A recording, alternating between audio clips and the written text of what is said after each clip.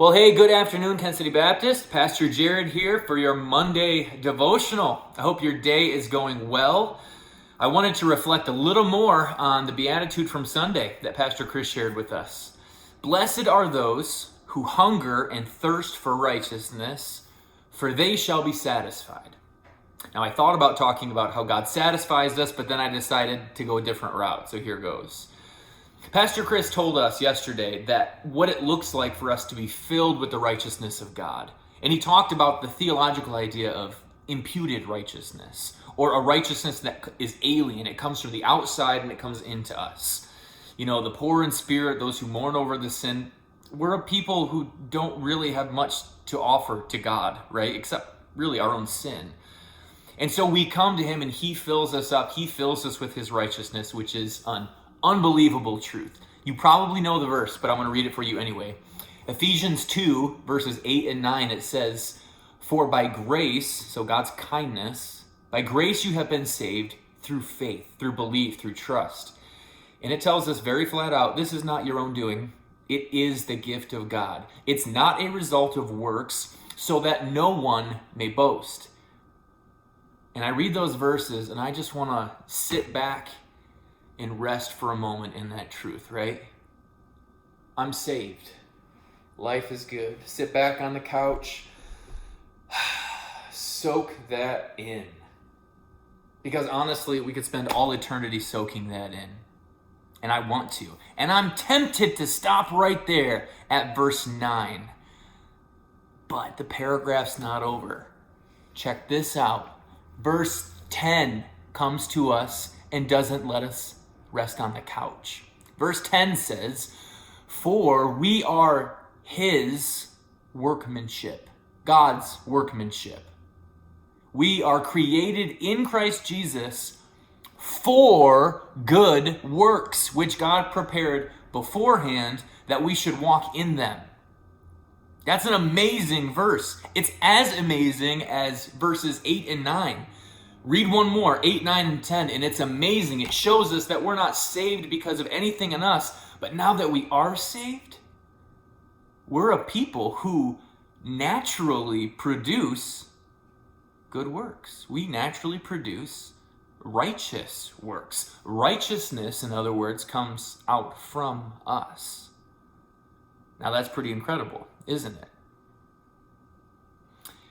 People always get nervous, though, and maybe you are right now. We get nervous in our circles when we talk about good works. We have this automatic reflex that's like, whoa, good works. We're not saved by those. Don't talk about good works because that's not what saved us. We are saved by faith alone, through grace alone, through Christ alone. We go through all the solas, which is true and is incredible. But good works absolutely have a place in the life of a Christian. If you don't believe me, well, just ask Jesus' brother, James. In James chapter 2, we're reminded, and I want you to flip there at some point today, read through this chapter, specifically from verses 14 through 26. This has been in the church actually a fairly controversial passage because at first reading, you're going to think that this contradicts everything that Paul has said about righteousness. And you might think that everything that Chris and I am saying about righteousness is flat out wrong based on reading this chapter. But I want to summarize it for you here. James, the brother of Jesus, is talking about people who say that they have faith, but their lives don't reflect it in any way. People who claim to believe in God, but they don't have any good works to show for it. Now think back with Ephesians 2, verse 8 and 9, we're saved by grace, amazing, but verse 10 comes in and makes us get up off the couch. Verse 10 said, we were actually created for these good works. James is saying that, I have to use air quotes here, faith doesn't save you. And by faith, I mean merely believing in a list of facts that has never actually gone down into your heart and into your soul. And you've probably met people like this all the time, people who say they believe in God, but that's as far as it goes. Their lives don't reflect it in any way. We don't want to be those kind of people. Okay, so James is saying faith, this idea of faith that has no fruit whatsoever, that doesn't save you. Because true faith does, and it always will, show itself by righteousness. Show itself, prove itself by good works. Show that it's powerful and active in us when we produce fruit. Jesus talked about this too. Good tree produces good fruit. A bad tree produces bad fruit. Producing righteousness out of our lives is what we are called as believers to do. And so here's my question for you today. Where can you pursue righteousness today in your life? So not think about culture, don't think about your friends or your family first. Think about you first. Is there anything in your heart or in your life that's displeasing to God? Is there any hidden sin that you really revel in, but it's destroying you? And if you were to ever show that to someone else, they would clearly see that as not a work of righteousness. Let's be done with that junk. That's going to kill us. That's garbage. We are the light of the world. Let's be it. So in your heart, what might it be today? Maybe you're feeling feelings of overwhelming resentment or anger towards somebody. Can we learn to forgive? Can we let it go? Maybe we're terrified of the way that the world is going, and that makes sense. That would be a very natural feeling.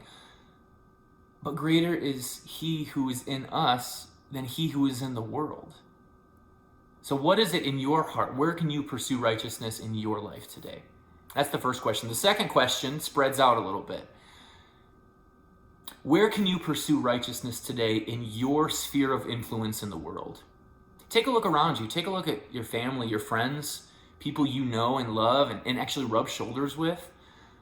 What is wrong that needs to be made right? How can we be agents of reconciliation in the world? How can we prove our faith in a way by demonstrating righteousness in our spheres of influence? You know, I think if you're like me, we kind of always are hoping that other people, you know, sometimes it's politicians, sometimes it's people who just have influence, you know, people who, you know, have some type of platform. We always hope that these people are actually going to do this work for us. You know, like if we just get the right guy in place, he'll champion righteousness and champion our cause. And I understand that desire. Like I feel it every day. I just want righteousness and justice to rain down in my life, in my family's life, in our country, in our church, everywhere in the world. But I'm wondering if righteous living is actually intended to be a bit more of a grassroots movement. Maybe it's not to start at the top and trickle its way down. Maybe that actually isn't the way God designed it. Maybe God designed it in many ways where we, as the image bearers of God, having the righteousness of Christ now, living righteous lives, will over time start to shine our light in the world. I'm wondering if that starts with you, if that starts with me. If it starts with every single sinner who has been born again by the Spirit of the living God. So I wonder today, what does God's righteousness look like in your life? What does it look like around us? Let's look for it today. Let's be a people who hunger and thirst for opportunities to demonstrate the righteousness of God in our lives today. Hope you have a fantastic Monday and glorify the Lord with me today.